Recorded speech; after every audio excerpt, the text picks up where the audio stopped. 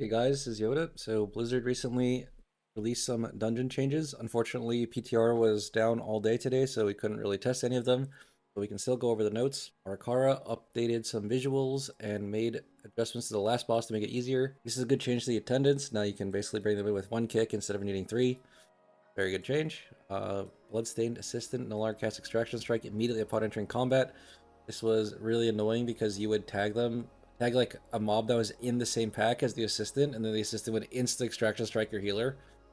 So this is probably going to be fixed. Unfortunately, Extraction Strike is still not blockable, but it is parryable. So this buster is going to be really annoying for certain tanks. Reinforced Drone no longer casts Grasping Slash, which is a really interesting change for the end. I was kind of thinking they would make it capped in the amount that it could slow, but not casting it at all basically means there's nothing dangerous about them at all. So you're probably gonna pull really big at the end and probably pull a lot of mobs at the end too. Like you might skip a lot early and just do massive pulls at the end. Play more of these drones that are worth a lot of count and do nothing. Kikital, only 3 poisons instead of 5. The poison waves damage is reduced by 50%.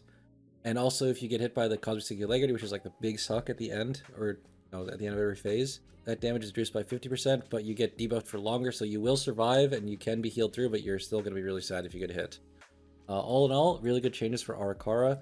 Would have liked to see something about Extraction Strike change, like make it blockable, for instance, or maybe it doesn't recast if it stops, something like that to make it a little bit easier, but we will see how tanks deal with it next season.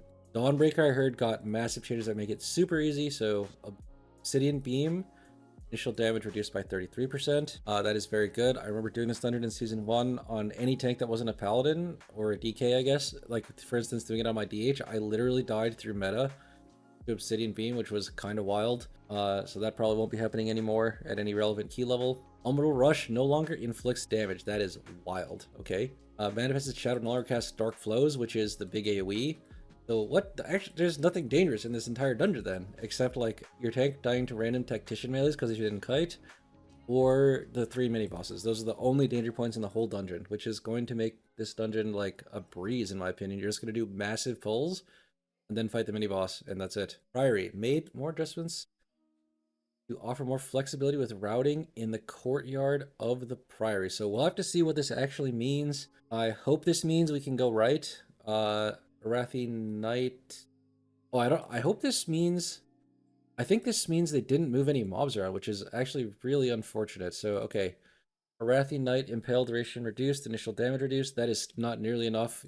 You still won't play the Knight if you can avoid it, I think, because light spawns are just worth the same count and infinite easier. Like, the purification is still going to do less damage than the impale.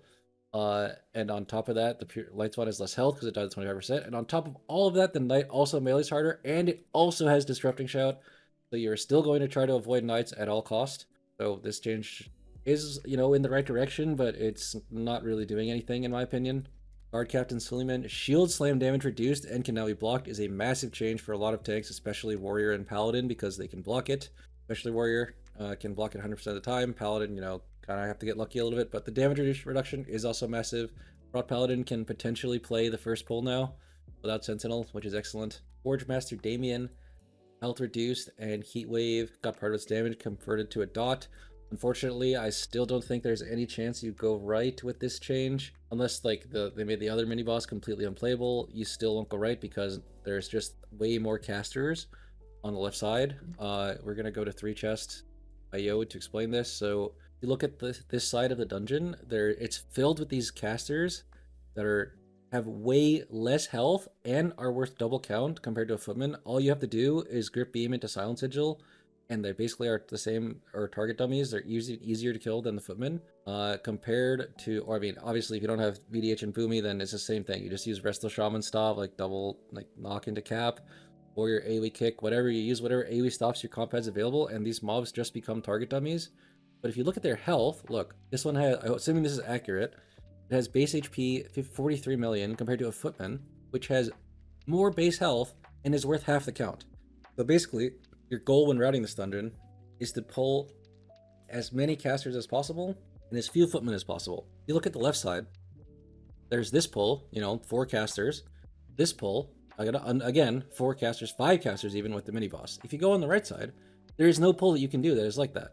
You can pull at most 3 footmen, and all of these pulls are going to be polluted by light spawn, double sharpshooter, and plus the mini boss is doing AoE damage that's unavoidable, unlike this mini boss, which has avoidable damage. So yeah, there is just absolutely no way you go right unless there are more significant changes. A couple things they could do is, number one, make this night patrol a lot shorter. Right now, when you go left, this night patrol is extremely easy to avoid, but if you go right, this night actually patrols all the way from here to here, and this mini boss like requires you to dodge a lot of stuff, so you very easily could pull the night. So they need to change this night patrol or nerf knights even more. And in my opinion, they should make footmen worth significantly more count or have less health. Because right now, your entire strategy in the courtyard is to pull as many casters as possible and as few footmen as possible. Which, you know, makes this dungeon a little bit way easier for certain comps and also restricts the routing. The way they have nerfed Damien's health makes me think that they want people to go right, but unfortunately, the changes they've done are completely, like, not nearly enough. And also, it seems like they're missing the main pain points here. Captain Dalcry. This is another change that makes it easier to go right. Cinderstorm, I think it's called Emberstorm, right? Anyway, Emberstorm and Savage Mauling will no longer overlap, which is good. You can actually fight Tanner with Captain Dalcry. Pearl Spear replaced with Earth Shattering Spear, that'll be interesting. Pierce Armor duration is from 10 to 7, which is a very good change for a lot of tanks that had trouble with this boss.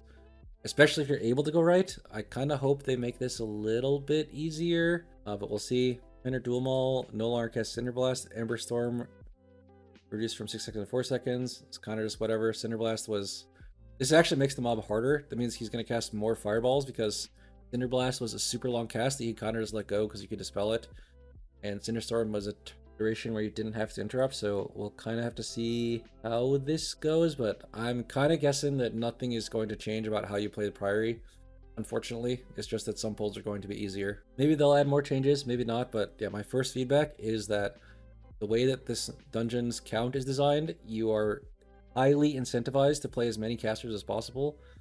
In fact, like, if you look at these two night patrols, something that groups have been doing is rooting one priest out of the patrol and just pulling it with the first boss because it's not linked to the rest of the patrol. You're really trying to fit as many casters as possible into your route because they are so much better count than the footmen. So in order to make people actually go right, they would have to adjust something about that, in my opinion. All right, Floodgate. Electro Crush damage reduced, and you have 5 more seconds to kill the ads before she casts Kill Block. Really good changes to Big Mama. Big ups. I'm gonna assume they also fixed the cheese, although they wouldn't put that in the patch notes, but it's gonna be really weird if we're spending the whole season standing in the corner on this boss. Looterbot, wind up cast time increased by 100%. That's good. Damage reduced by 20%. Another good change. Still probably not gonna play them if you can avoid it because they're not worth very much count, but still a good change. Venture Co. Architects now place their initial scouting in consistent location. God bless.